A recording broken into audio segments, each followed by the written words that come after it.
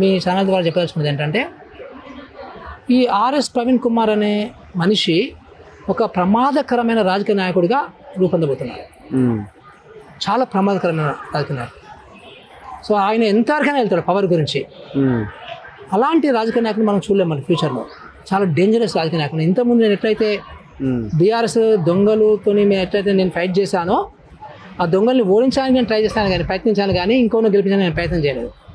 చాలామంది మళ్ళీ ఒకసారి క్లారిఫై చేస్తున్నాను. ఎప్పుడు కూడా నేను వీళ్ళకి ఓటేమని వాళ్ళు కూడా నేను చెప్పలేదు. సో వీళ్ళు దొంగలు. ఆ దేశంలోనేమో అక్కడ దొంగలు బీజేపీ పార్టీ వాళ్ళు విద్యా వ్యవస్థను నాశనం చేశారు. ఇక్కడ కేసీఆర్ ఈ దొంగలు విద్యా వ్యవస్థను నాశనం చేసిండ్రు. పేదరికం చేయకుండా, పేదరికం నిర్మూలన చేయకుండా పేదరికాన్ని పెంచి పోషించిండ్రు. భయంకరమైన కరప్షన్ చేసి దేశాన్ని రాష్ట్రాన్ని దోచుకున్నారు అంతా కూడా. ఇప్పుడు మొత్తం అంటే ఆయన అంటున్న పాయింట్ ఏంటంటే మాగనూరులో ఇష్యూ జరిగితే 3 ఫుడ్ పాయిజన్ కేసెస్ జరిగితే ఆకునూరు మురళి ఎందుకు మాట్లాడాడు? ఇంతమంది ఇన్ని స్కూళ్ళని మొత్తం శిథిలావస్థలో అసలు ఆగం చేస్తుంటే ఎందుకు రెస్పాండ్ అవుతలేడు? రెస్పాండ్ కావడమా సొల్యూషన్ కనుక్కోవడమా ఏది ఇంపార్టెంట్ చెప్పండి నాకు ఒకసారి. సొల్యూషన్ ఇంపార్టెంట్ కదా. ఇప్పుడు నేను రాజకీయ నాయకుని కాదు, నీలాగా అడ్డగోలుగా మాట్లాడడానికి నేను రాజకీయ నాయకుని కాదు. నేను ఒక ప్రొఫెషనల్ని. ఇప్పుడు నేను కమిషన్ చైర్మన్గా కూడా ప్రొఫెషనల్ జాబ్ చేస్తున్నాను, పొలిటికల్ జాబ్ చేయటం లేదు. నీలాగా పొలిటికల్ జాబ్ చేస్తే ఇక దారిని పోయి కుక్కలాగా ఇష్టమంటూ మాట్లాడతారు మీరు. బికాజ్ మీరు పొలిటికల్ ఆర్ ఏ ఒక ఆర్డినరీ, చాలా ఆర్డినరీ రాజకీయ నాయకుడు అయిపోయింది. నువ్వు అట్లాగే మాట్లాడుతావు. నేను ఎట్లా మాట్లాడుతున్నా బట్ల నేను పని చేయాలి, నేను పరిష్కార మార్గాలు చూపించాలి.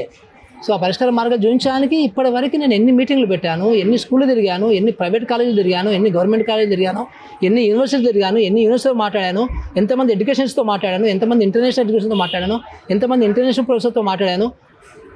ఈ నోసా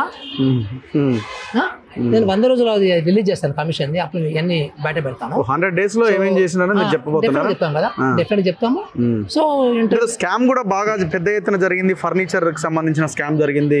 ఈ కాంట్రాక్ట్ వ్యవస్థ కూడా వేరే వాళ్ళ చేతుల్లో పెట్టారు, వాళ్ళే ఇంకా కొనసాగుతున్నారు. ఇట్లా కొన్ని ఎలిగేషన్స్ వస్తున్నాయి.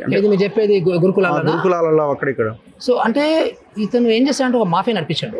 నాకు అప్పుడు ఆ మాఫియా గురించి నాకు అర్థం కాలే కానీ ఇదేదో పాపం పొలిటికల్గా ఒక మంచి అంబేద్కరిజాన్ని తీసుకురావడానికి, ఒక మంచి కాంశీరాము కళలుగా ఉన్న రాజ్యం తీసడానికి ట్రై చేస్తుండేమని అనుకున్నా. కానీ నేను ఇతను పర్సనల్గా ఒక కల్ట్ తయారు చేసాడు.